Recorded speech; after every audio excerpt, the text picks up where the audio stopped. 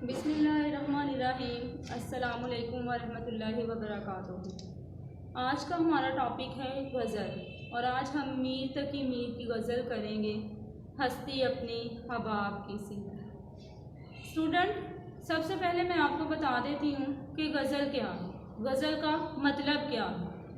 तो लुगत में गज़ल से मुराद ये है कि जब हम औरत या औरत के मुतल्लिक बात करते हैं तो इसको क्या कहते हैं, गज़ल कहते हैं। और इस्तिलाह में उर्दू अदब में गज़ल से मुराद है कि जब हम इश्क व मोहब्बत के मौज़ूआत और तजर्बात बयान करते हैं तो इसको क्या कहते हैं, गज़ल कहते हैं। आज हम मीर तकी मीर की गज़ल पढ़ेंगे। तो सबसे पहले मैं आपको मीर का थोड़ा सा इंट्रोडक्शन बता देती हूँ, तारुफ बता देती हूँ। मीर का जो असल नाम है वो मोहम्मद तकी है और मीर क्या है, उनका तहल्लुस है। अब तहल्लुस क्या होता है स्टूडेंट? तहल्लुस वो मुख्तसिर नाम होता है जो शायरी में शायर अपने असल नाम की जगह पे इस्तेमाल करता है, उसको क्या कहते हैं, तहल्लुस कहते हैं। जैसे मीर तकी मीर का तहल्लुस क्या है, मीर है। अब मीर के जो वालिद थे वो बचपन में इंतकाल कर गए थे। इस तरह मीर की जो तरबियत है, जो परवरिश है, उनके एक मुँह बोले चचा ने की थी। और जब मीर 10 साल के हुए तो उनके चचा भी इंतकाल कर गए। दूसरी तरफ मीर तकी मीर के जो सुतेले भाई थे उन्होंने सारी जायदाद पे क्या कर लिया, कब्जा कर लिया। मीर जो थे वो तन्हा रह गए और मीर ने मोहब्बत की थी जिसमें मीर को नाकामी हुई, जिसकी वजह से मीर जो है वो सरापाए हसरत बनकर रह गए। मीर तकी मीर को उर्दू गज़ल का बादशाह कहा जाता है। अब हम गज़ल स्टार्ट करते हैं, लेकिन तशरीह करने से पहले स्टूडेंट मैं आपको तशरीह के कुछ रूल बता देती हूँ ताकि तशरीह करने में आपको आसानी है। सबसे पहले स्टूडेंट, जब हम तशरीह करते हैं तो तशरीह करने से पहले हमें शायर के जज्बात और एहसासात को समझना होता है, क्योंकि जब शायर शायरी करता है तो वो अपने जज्बात और एहसासात को बयान करता है। और आपको पता है कि पूरी दुनिया में जितने भी लोग हैं उनके एहसासात और जज्बात तकरीबन एक जैसे ही होते हैं। इसलिए जब भी आप तशरीह करने लगे तो पहले राइटर के इंट्रोडक्शन को पढ़ें कि उसके जज्बात और एहसासात क्या हैं। अब शायर जो है वो 2 लफ्ज़ों में, 2 मिसरों में अपनी बात कहने पे मजबूर होता है, क्योंकि उसने शेर के 2 ही मिसरे लिखने होते हैं। लेकिन हम तशरीह करते वक्त मजबूर नहीं होते हैं, इसलिए हमने उसको वजाहत से बयान करना होता है। तो सबसे पहले हमने देखना होता है कि इन 2 मिसरों में शायर का कौन सा जज्बा जो है वो छुपा हुआ है, फिर हमने उसको क्या करना होता है, वाज़िया करना होता है। इसके अलावा स्टूडेंट, जब हम तशरीह करते हैं तो हमें मुहज़्ज़ब अल्फाज का इस्तेमाल करना चाहिए। अब आप मशूका या मशूक का लफ्ज़ इस्तेमाल करने की बजाय अगर महबूब या दोस्त का लफ्ज़ इस्तेमाल करेंगे तो ये बेहतर होगा। इसके अलावा तशरीह करते वक्त आपके पास अच्छे अशार का ज़ख़ीरा होना चाहिए, क्योंकि जब हम तशरीह करते हैं तो अगर हम अच्छे अशार यूज़ करेंगे और हवाला जात का इस्तेमाल करेंगे, जैसे कुरानी आयात हैं, गोल्डन वर्ड्स हैं, वो अगर हम तशरीह में यूज़ करेंगे तो हम एक बेहतर तशरीह कर सकेंगे। और लास्ट पॉइंट है कि जब हम तशरीह करते हैं तो सबसे पहले हम उसके हकीकी मायने बताते हैं, यानी कि दुनियावी मायने, और बाद में हम उसके मजाजी मायने के बाद हम उसके जो हकीकी मायने हैं, पहले हम मजाजी मायने बताते हैं और फिर हम हकीकी मायने बताते हैं। अब हम गज़ल स्टार्ट करते हैं। हमारा पहला शेर है, हस्ती अपनी हबाब की सी है, हस्ती अपनी हबाब की सी है, ये नुमाइश शराब की सी है। सबसे पहले हबाब स्टूडेंट, हबाब जो है वो पानी का बुलबुला होता है और नुमाइश का मतलब होता है दिखावा, शराब का मतलब होता है धोखा। तो इस शेर में मीर तकी मीर जो है वो इंसान की ज़िंदगी की हकीकत को बयान कर रहे हैं। वो कहते हैं कि इंसान की जो ज़िंदगी है वो एक फरेब है, एक धोखा है, जिसको एक दिन क्या हो जाना है, ख़त्म हो जाना है। और वो इंसान की ज़िंदगी को पानी के बुलबुले से तशबीह दे रहे हैं।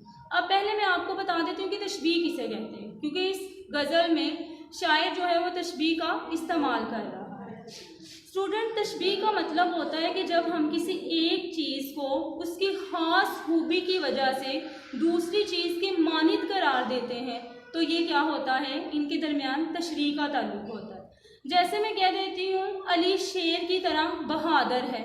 اب آپ کو پتہ ہے کہ شیر جو ہے وہ جنگل کا بادشاہ ہے، وہ بہت بہادر ہوتا ہے، تو علی بھی بریو ہے، تو میں نے کہہ دیا علی شیر کی طرح ہے، تو اٹ مینس کہ میں نے تشبیہ دے دی ہے۔ تو اس شعر میں شاعر جو ہے وہ انسان کی زندگی کو پانی کے بلبلے سے تشبیہ دے رہا ہے۔ وہ کہتا ہے جس طرح پانی کی ایک سطح ہوتی ہے اور سطح کے اوپر بلبلا بنتا ہے اور وہ دیکھتے ہی دیکھتے ختم ہو جاتا ہے، اس طرح انسان کی زندگی بھی ایک دن ختم ہو جائے گی، کیونکہ اللہ تعالیٰ قرآن پاک میں فرما رہے ہیں ہر جاندار کو موت کا مزہ چکھنا ہے۔ تو میر کہتے ہیں یہ زندگی جو ہے وہ ایک دھوکہ ہے، ایک فریب ہے، اور جب انسان اس دنیا میں آتا ہے تو وہ اپنے مقصد کو بھول جاتا ہے اور اس فریب میں گم ہو کے رہ جاتا ہے۔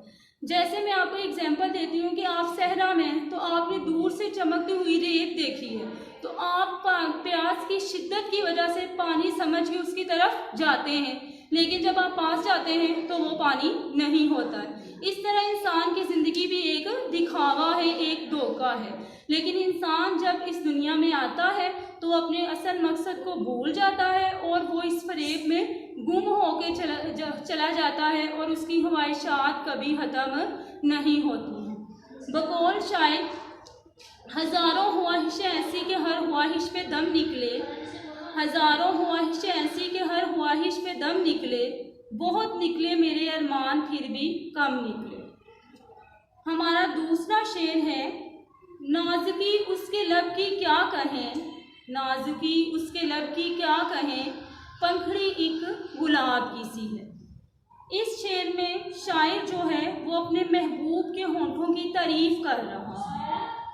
اسٹوڈنٹس، اردو غزل میں شاعر جو ہیں وہ اپنے محبوب کے مختلف حد و حال کی تعریف کرتے ہوئے دکھائی دیتے ہیں۔ جیسے میر ہی اپنے ایک شعر میں لکھتے ہیں میر ان نیم باز آنکھوں میں، میر ان نیم باز آنکھوں میں ساری مستی شراب کی سی ہے۔ تو اس شعر میں شاعر جو ہے وہ اپنے محبوب کے ہونٹوں کو پھول کی پتی سے تشبیہ دے رہا ہے۔ وہ کہتا ہے جس طرح پھول کی پتی نرم اور نازک ہوتی ہے، اس طرح میرا محبوب کے جو ہونٹ ہیں وہ بھی نرم اور نازک ہیں۔ دوسرے لفظوں میں ہم کہہ سکتے ہیں کہ وہ اپنے محبوب کے نرم گفتار ہونے کی بات کر رہا ہے۔ وہ کہتا ہے کہ میرے محبوب کی گفتگو ایسی ہے کہ جب وہ بولتا ہے تو مجھے لگتا ہے کہ وہ میرے کانوں میں رس گھول رہا ہے۔ ہمارا نیکسٹ شعر ہے چشم دل کھول اس بھی عالم پر، چشم دل کھول اس بھی عالم پر، یہاں کی اوقات خواب کی سی ہے۔ اب چشم کا مطلب ہوتا ہے آنکھ جس کی مدد سے ہم دیکھتے ہیں، اوقات جو ہے وہ وقت کی جمع ہے، یہاں اس کا مطلب ہے بساط یا حیثیت۔ تو اس شعر میں شاعر جو ہے وہ دنیا کی بے ثباتی کا ذکر کر رہا ہے۔ وہ کہتا ہے دنیا جو ہے اس کو ایک دن ختم ہو جانا ہے، تو اس لیے انسان کو جو ہے وہ دنیا میں اپنے اصل مقصد کو پہچاننا چاہیے۔ آپ صلی اللہ علیہ وآلہ وسلم نے فرمایا کہ دنیا آخرت کی کھیتی ہے، لیکن انسان جب دنیا میں آتا ہے تو وہ بھول جاتا ہے کہ ایک دن اس کو اجل کا یعنی کہ موت کا بلاوا آنا ہے، تو اس لیے وہ اس دنیا میں گم ہو کے رہ جاتا ہے۔ بالکل ایسے ہی ہم کہہ سکتے ہیں کہ جیسے اگر ہم ایک خواب دیکھتے ہیں اور خواب میں ہم ہنس رہے ہیں تو اسٹوڈنٹ تعبیر بتانے والے بتاتے ہیں کہ اصل زندگی میں ہمیں رونا پڑے گا۔ اس طرح جب انسان دنیا میں آتا ہے تو وہ اپنی حیثیت کو بھول جاتا ہے، وہ دنیا میں کھو جاتا ہے، وہ بھول جاتا ہے کہ ایک دن اس کی زندگی ختم ہو جانی ہے اور اس نے اس در سے چلے جانا ہے، تو وہ عیش و عشرت میں پڑھ کے اپنے اصل مقصد کو بھول جاتا ہے۔ اللہ تعالیٰ نے انسان کو کیوں پیدا کیا؟ اللہ قرآن میں خود فرما رہا ہے کہ میں نے جنوں اور انسانوں کو اس لیے پیدا کیا کہ وہ میری عبادت کرے، لیکن یہاں کیا ہے انسان اپنی حیثیت کو اپنے کام کو بھول جاتا ہے اور دنیا کا ہو کر رہ جاتا ہے جیسے، اور بھول جاتا ہے کہ اصل زندگی آخرت کی زندگی ہے۔ جی اسٹوڈنٹس، آپ کو لیکچر کی سمجھ آ گئی ہے؟ اب میں آپ سے کچھ کویسچن کرتی ہوں۔ میرا پہلا سوال ہے تخلص کی تعریف کریں۔ جی تخلص کی تعریف کریں، کون بتائے گا؟ Roll number 1۔ تخلص سے مراد ایسا مختصر نام ہے ایک شاعر اپنے نام کی جگہ استعمال کرتا ہے؟ جی ویری گڈ. تحلّص سے مراد وہ مختصر نام ہے جو شاعر اپنے اصل نام کی جگہ پہ استعمال کرتا ہے. جیسے میر تقی میر، تو اس میں جو تحلّص ہے وہ میر ہے. اس میں تحلّص کیا ہے؟ میر ہے. جی نیکسٹ کویسچن ہے میر تقی میر کا اصل نام کیا ہے؟ جی اسٹوڈنٹ رول نمبر 5.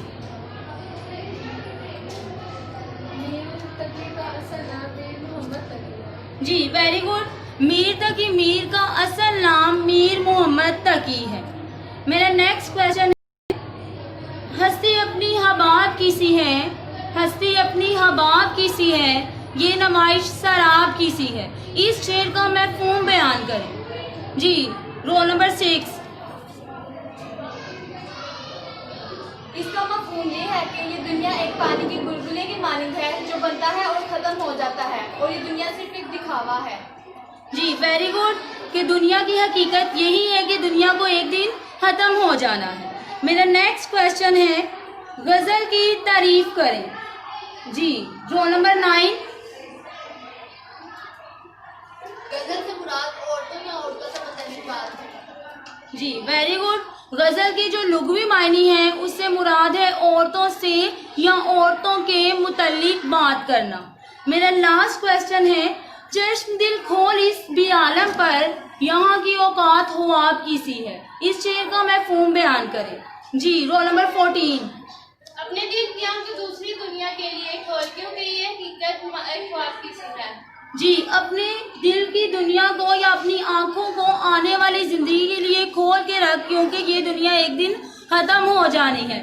آپ سے وسلم نے فرمایا دنیا آخرت کی کھیتی ہے. جی تو اگر آپ کو ہماری ویڈیو پسند آئی ہے تو ہمارے چینل کو سبسکرائب کریں، ہماری ویڈیو کو لائک کریں، اور اگر آپ نے کوئی بھی کویسچن پوچھنا ہے تو آپ کمنٹ سیشن میں پوچھ سکتے ہیں. اللہ حافظ.